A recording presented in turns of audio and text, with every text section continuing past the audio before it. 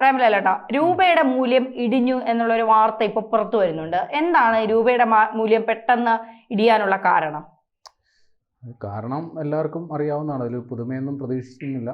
ഈ രൂപയുടെ മൂല്യം ഇടിയുക എന്നുള്ളത് സംബന്ധിച്ച് ഇന്ത്യയെ സംബന്ധിച്ച് വലിയ പുതുമയുള്ള കാര്യമല്ല. കാരണം ആഗോള സാമ്പത്തിക രംഗത്ത് ഏതൊരു പ്രതിസന്ധി ഉണ്ടായാലും അത് ഇന്ത്യൻ രൂപയെ വലിയ രീതിയിൽ സ്വാധീനിക്കാറുണ്ട്. പ്രത്യേകിച്ച് ഇപ്പോൾ ഇന്ത്യ അമേരിക്ക വ്യാപാര യുദ്ധം നടക്കുന്നു. ഇന്ത്യക്കെതിരെ അമേരിക്ക കർശന നിലപാടെടുക്കുന്നു. സ്വാഭാവികമായിട്ടും ഇന്ത്യൻ നിക്ഷേപങ്ങൾക്കുമേൽ വലിയ ഒരു സംശയം നിക്ഷേപകർക്കുണ്ടാകും. അതേപോലെ ഇപ്പോൾ ഇന്ത്യക്ക് പ്രതികൂലമായ ഒരു രാഷ്ട്രീയ സാഹചര്യമാണ്, അല്ലെങ്കിൽ സാമ്പത്തിക സാഹചര്യം നിലനിൽക്കുന്നു. സ്വാഭാവികമായി ഇന്ത്യൻ രൂപയിൽ വലിയ ഇടിവുണ്ടാകും എന്നുള്ളതാണ് നമ്മൾ മനസ്സിലാക്കേണ്ടത്. എന്താണ് ഈ മൂല്യം, ഈ കറൻസിയുടെ മൂല്യം എന്താണെന്ന് ആദ്യം നമ്മളൊന്ന് മനസ്സിലാക്കി വെക്കണം. ഈ പണ്ട് ഈ ബാർട്ടർ സമ്പ്രദായമാണല്ലോ ആദ്യം നിലനിന്നിരുന്നത്.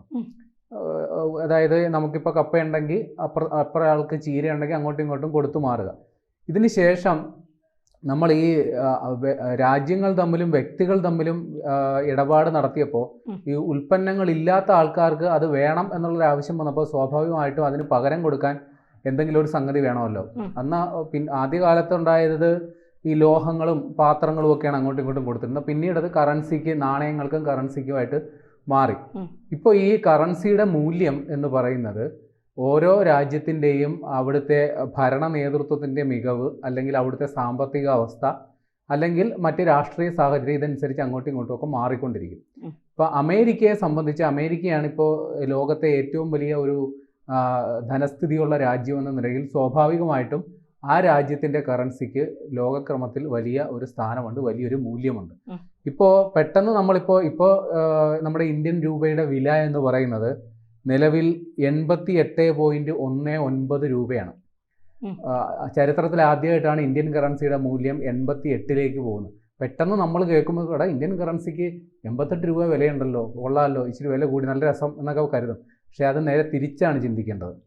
അതായത് നമ്മളെപ്പോഴും രൂപയുടെ വില ഇങ്ങനെ കണക്കാക്കുന്നത് ഡോളറുമായി താരതമ്യം ചെയ്യുമ്പോഴാണ്. ഇത് മനസ്സിലാകാൻ എളുപ്പം ഇത്രേ ഉള്ളൂ. നമുക്ക് അമേരിക്കയിൽ നിന്ന് ഒരു ഡോളർ വാങ്ങണമെങ്കിൽ നമ്മളിപ്പോൾ ഏകദേശം 88 രൂപ 19 പൈസ അങ്ങോട്ട് കൊടുക്കണം. അപ്പോൾ ഇത്ര വലിയ അന്തരം ഉണ്ട് എന്നുള്ളതാണ്. ഇതിനെ മറ്റൊരു രീതിയിലും വ്യാഖ്യാനിക്കാം. അതായത് നമ്മൾ അമേരിക്കയിൽ നിന്ന് ഏതെങ്കിലും ഒരു സാധനം വാങ്ങണമെങ്കിൽ, അതായത് അമേരിക്കയിലെ 1 രൂപ കണക്കാക്കുന്ന ഒരു കോലുമിഠായി നമുക്ക് വാങ്ങണമെങ്കിൽ, നമുക്ക് ആവശ്യമുണ്ടെങ്കിൽ നമ്മൾ ആ കോലുമിഠായിക്ക് ഇപ്പോൾ കൊടുക്കേണ്ടത് 88 രൂപ 19 പൈസയാണെന്നാണ് മനസ്സിലാക്കി വെക്കേണ്ടത്. എന്നാൽ തിരിച്ച് അവരുടെ നാട്ടിൽ 1 രൂപ കൊടുത്തൊരു മിഠായി മേടിക്കുന്ന ലാഘവത്തിൽ ഇവിടെ വന്ന് 88 രൂപയ്ക്ക് എന്തൊക്കെ സാധനം കിട്ടുമോ അത്രയും സാധനം വാങ്ങണം.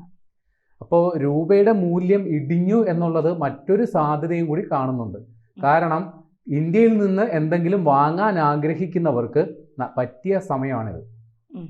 കാരണം അവർ മുടക്കുന്ന പൈസയ്ക്ക് കൂടുതൽ മൂല്യം ഇവിടെ കിട്ടും.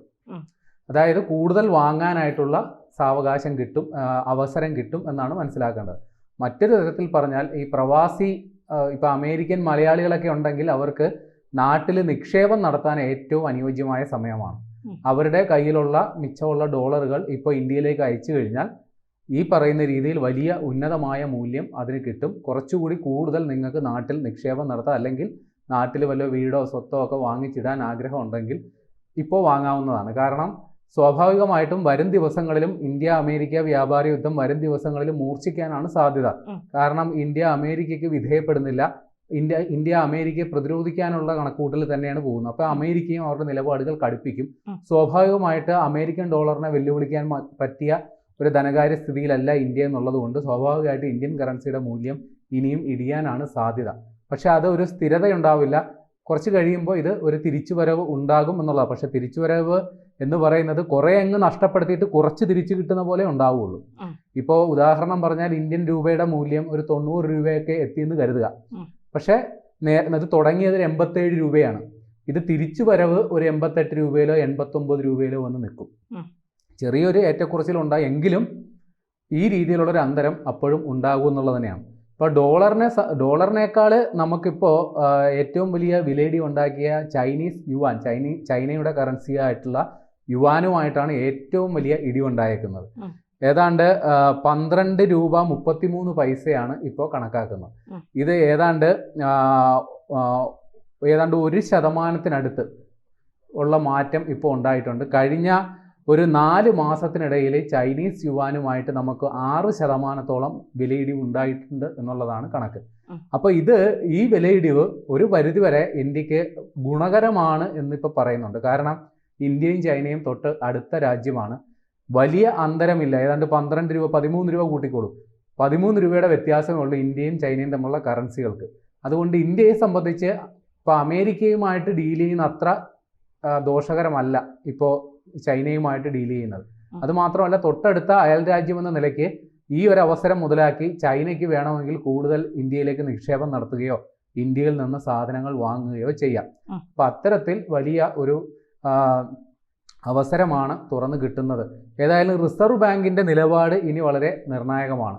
കാരണം ഈ ഇന്ത്യൻ കറൻസിയുടെ വില ഇടിയുക എന്ന് പറഞ്ഞാൽ അത് മറ്റൊരു തരത്തിൽ പറഞ്ഞു കഴിഞ്ഞാൽ ഇന്ത്യൻ രൂപയുടെ പ്രസക്തി, അതിൻ്റെ ബലക്ഷയത്തെയാണ് കാണിക്കുന്നത്, അല്ലെങ്കിൽ പണപ്പെരുപ്പമോ ആ രീതിയിലുള്ളൊരു അവസ്ഥയെ കാണിക്കുന്നത്. നിലവിൽ നമ്മുടെ റിപ്പോ നിരക്ക്, റിവേഴ്സ് റിപ്പോ നിരക്ക് അത് സ്റ്റേബിളാക്കി നിർത്തിയേക്കാണ്. വലിയ രീതിയിൽ വെട്ടിക്കുറയ്ക്കലുകൾ വരുത്തി, അതായത് പലിശ നിരക്ക് വലിയ രീതിയിൽ കുറച്ച് പരമാവധി വായ്പ ആളുകളിലേക്ക് എത്തിക്കുന്ന ഒരു നിലപാടാണ് റിസർവ് ബാങ്ക് നേരത്തെ എടുത്തിരുന്നത്. പക്ഷേ പുതിയ സാഹചര്യത്തിൽ ഇപ്പോൾ ഇന്ത്യൻ കറൻസിയുടെ മൂല്യം ഇടിയുന്ന സാഹചര്യത്തിൽ റിസർവ് ബാങ്ക് തീർച്ചയായിട്ടും ഈ കാര്യത്തിൽ ഇടപെടേണ്ട ഒരു അനിവാര്യതയിലേക്ക് കാര്യങ്ങൾ എത്തുന്നുണ്ട്. അപ്പോൾ റിസർവ് ബാങ്കിന് എന്താണ് നയം രൂപീകരിക്കുന്നത് എന്നുള്ളത് നമുക്ക് കണ്ടറിയണം. തീർച്ചയായിട്ടും പലിശ നിരക്ക് ഉയർത്താനാണ് സാധ്യത. കാരണം ഇപ്പോൾ നമ്മുടെ പൊതുസമൂഹത്തിൽ ഒരുപാട് പണം ഉള്ളതുകൊണ്ടാണ് പണപ്പെരുപ്പം ഉണ്ടാകുന്നത് എന്നുള്ളതാണ് പൊതുധാരണ. അപ്പോൾ അധികമായി കിടക്കുന്ന പണം ബാങ്കുകളിൽ തിരിച്ചെത്താനായിട്ട് പലിശ നിരക്ക് ഉയർത്തിയേക്കും. അങ്ങനെയാണെങ്കിൽ അത് ഒരു ചരിത്രപരമായ തീരുമാനമാണ്. കാര്യം നമ്മൾ കുറേ കാലമായിട്ട്, അതായത് ഒരു 6-7 വർഷമായിട്ട് തുടർച്ചയായിട്ട് നമ്മുടെ കറൻസി സ്റ്റേബിളായിരുന്നു. മാത്രമല്ല പണപ്പെരുപ്പത്തിൻ്റെ തോതും തൃപ്തികരമായിരുന്നു. നമ്മുടെ GDP, നമ്മുടെ മൊത്തം രാജ്യത്തിൻ്റെ ഉൽപ്പാദനവും അത് വർധനവിലേക്ക് തന്നെയായിരുന്നു. ഏതാണ്ട് 6% GDP ഗ്രോത്ത് നമ്മൾ കണ്ടു, 6%-ഓളം എത്തി. അല്ലെങ്കിൽ ഇന്ത്യ ഒരു ട്രില്യൺ എക്കണോമിയിലോട്ട്, 4.3 ട്രില്യൺ എക്കണോമിയിലോട്ടൊക്കെ കുതിച്ചുകൊണ്ടിരിക്കുകയായിരുന്നു. അപ്പോൾ അമേരിക്കയുമായിട്ടുള്ളൊരു വ്യാപാര യുദ്ധം തീർച്ചയായിട്ടും നമ്മുടെ ആ കുതിപ്പിന് വലിയ ക്ഷീണമുണ്ടാക്കും. അത് ചിലപ്പോൾ നമ്മുടെ സാമ്പത്തിക സന്തുലനാവസ്ഥയെ പ്രതികൂലമായി ബാധിക്കും എന്നുള്ള കാര്യത്തിൽ ഉറപ്പാണ്. അങ്ങനെയാണെങ്കിൽ അതും പരിഹരിക്കാനായിട്ട് റിസർവ് ബാങ്കിന് കൃത്യമായ ഇടപെടൽ നടത്തേണ്ടതുണ്ട്. അത് മാത്രമല്ല, കേന്ദ്ര സർക്കാർ ഇക്കാര്യത്തിൽ എന്ത് നയം രൂപീകരിക്കും എന്നുള്ളതും നമ്മൾ കാത്തിരുന്ന് കാണേണ്ടതാണ്. ഏതായാലും ഈ അമേരിക്കൻ കറൻസിയുമായിട്ട് താരതമ്യം ചെയ്യുമ്പോൾ ഇന്ത്യൻ രൂപയുടെ മൂല്യം ഇങ്ങനെ കണ്ടമാനം അങ്ങോട്ട് ഇടിഞ്ഞു പോകുന്നൊരു സാഹചര്യം ഉണ്ടായാൽ അത് ഒരിക്കലും ഇന്ത്യൻ താല്പര്യങ്ങൾക്ക് ഗുണകരമായിരിക്കില്ല. അപ്പോൾ അത് പരിഹരിക്കുന്ന തരത്തിലുള്ള നിലപാട് റിസർവ് ബാങ്കും പ്രത്യേകിച്ച് കേന്ദ്ര സർക്കാരിൻ്റെയും ഭാഗത്തു നിന്ന് ഉടനെ ഉണ്ടാകണം എന്നാണ് കരുതേണ്ടത്.